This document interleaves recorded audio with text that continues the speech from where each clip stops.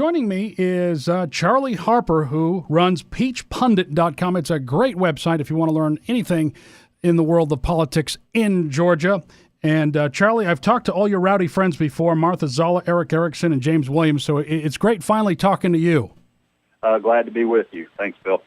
Well, we just got information that Representative Delvis Dutton has entered the race to go up against John Barrow for the 12th Congressional District. And who's been encouraging him to run? Without naming names, I will say he's been getting encouragement both from within the state and his district as well as from Washington. Realistically, you start with the understanding that politics is a bit of a team sport.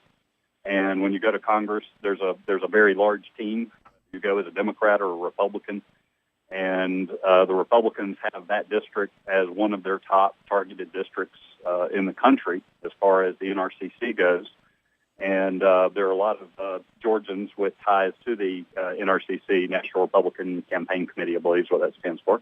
But anyway, you've got some folks there that have a vested interest in making sure Georgia has as many Republicans elected as it can. And frankly, they want to make sure they put their strongest foot forward. And I'll just be blunt, they were embarrassed 2 years ago with how that race turned out. And they wanted to make sure that we have the strongest candidate possible to challenge a very popular Democratic incumbent in John Barrow. And so I think with Delvis's entry into the race, you actually see not only local support. Delvis definitely is not a creature of Washington at this point. He's pure Georgian, Georgia GOP, and but he's got a good footprint in the southern part of that district. And frankly, if you look at Austin Scott beating Jim Marshall as the model, that's kind of what it took after the GOP ran candidate after candidate from the northern, heavily populated part of Georgia's 8th district. They finally found someone from the rural southern part where people expect to know their neighbor and vote for the person, not for the party. And they had someone in Austin Scott they liked and trusted. The more populated part of the district is a little more, shall we say, suburban in nature, where the whole neighborly tie might not be as great. You don't necessarily expect to know everyone that's electing you personally. And so the folks in areas that are more densely populated tend to be more loyal to party than they are the person. And so that calculus got Austin Scott to Congress. And I think that's what you're seeing might happen out of Delvis, who's very popular in the area of the district he's from and should have no problem with Republicans in the northern part of the district, presuming he can win a primary. I'm assuming that he's most likely to get the endorsement of the governor and leaders in D.C. based on what you're telling me. Am I correct in that assessment? Endorsement is always a funny word. Okay. Whether they do that publicly or whether it is done behind the scenes, you'll see probably a mix. The state party will almost never endorse in a primary, but that doesn't mean that the folks that fund the state party and that work within the apparatus of the state party won't, in their own personal name behind the scenes, push every button they can. But I suspect you're going to see a lot of folks exerting effort, whether they do it under official name and capacity or they do it quietly behind the scenes, to see if they can't make a movement to push Delvis across the finish line, at least into a runoff. And then the way, I don't know if your viewers are totally aware of this, but our runoff rules have changed this year. So when there is a runoff, and that's if no candidate gets over 50% of the vote, there's a runoff between the top two vote getters. In the past, that's always been a 3-week sprint. Now it's 9 weeks long. Wow. It's a whole nother campaign. And so while some folks, because realistically all campaigns have been going on a year and a half already, at least a little over a year. When Saxby first announced his retirement last January, that definitely signaled campaign season was open, and you not only had a Senate race, but a bunch of congressional races start and races below those with people positioning. It's not really too late for someone to get in, especially if it's a crowded field, because all the races right now is to get one of the top two spots for the right to have a whole nother 9-week campaign. And whoever wins that then gets to have a really tough battle against a very popular incumbent. But I think Delvis is getting into this race is going to draw buzz to the race, to the primary, and ultimately help pick the winner that is probably best to go against Congressman Barrow if the Republicans are looking to pick up a seat. Why have they waited so long? If all these people that are encouraging Delvis to run, why has he waited this long in order to enter the race? You know, in my area, you drive around, you see Rick Allen. You see Rick Allen posters around. You see Stone posters around. We're talking about early voting beginning in 3 months. It seems like it's a little bit late.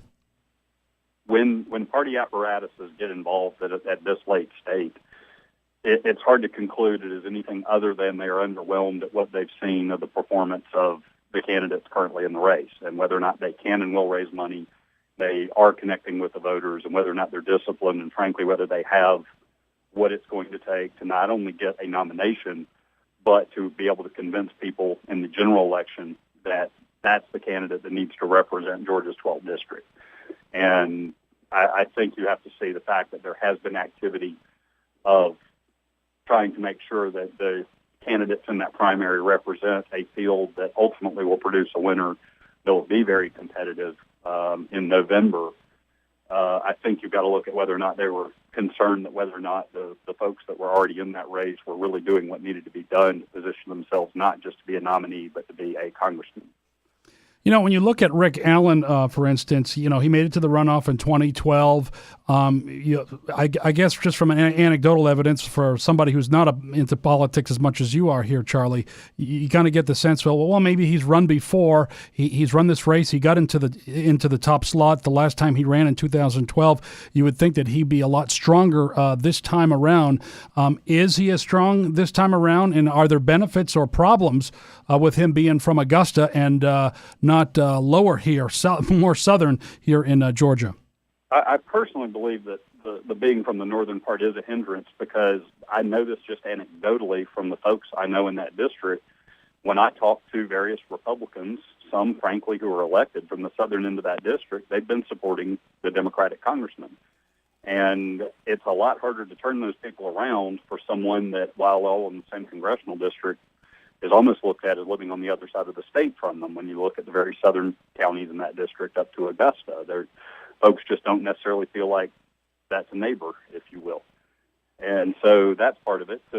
On the upside, I will say I met Rick Allen during the first campaign.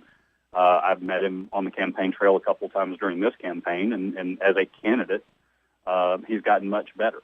It's very difficult to go from being a businessman who's never been in politics before to playing the game, for lack of a better way of calling it. And it's sad state of affairs that we look at the way we run campaigns now almost as a game, but there's a certain script involved, and there are certain things that are done. And if you're a business person that's used to managing things based on profit and win or loss, going into something where you're having to get the public opinion, you're going from being a CEO to where every voter is the CEO, and you're having to put yourself in a subordinate position to them. And that's a personality change that doesn't come overnight.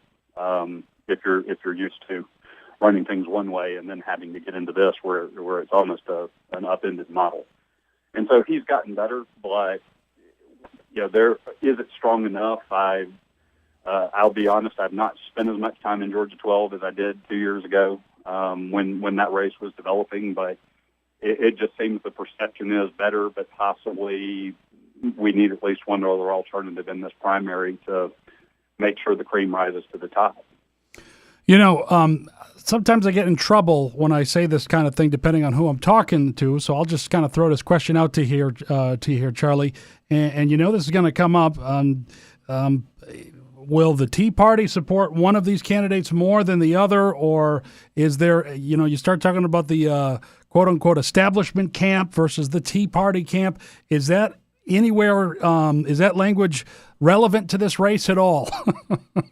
It's always relevant, but I always caution folks when they start talking about the Tea Party.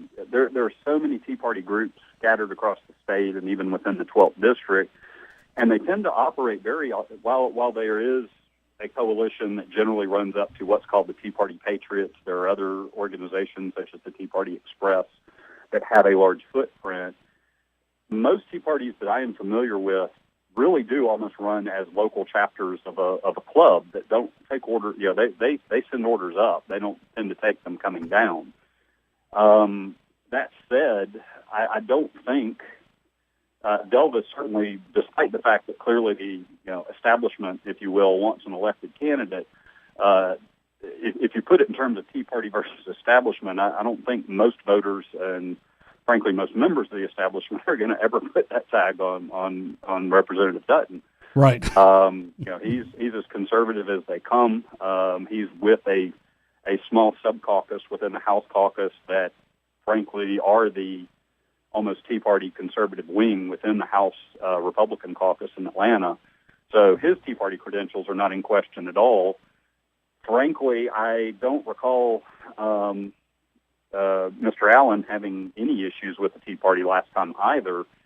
Again, he comes from more of a business background than the political, shall we say, fire-breathing rhetoric background, but I don't remember any resistance he had from the last race really coming from the Tea Party side. I could be misremembering that, but in this case, I wouldn't say this is Tea Party versus establishment. This is more North versus South, and really just how each chooses from this point forward to paint the agenda of how they're going to ultimately sell themselves as a candidate to the voters that have to decide who they want to pit against John Barrett.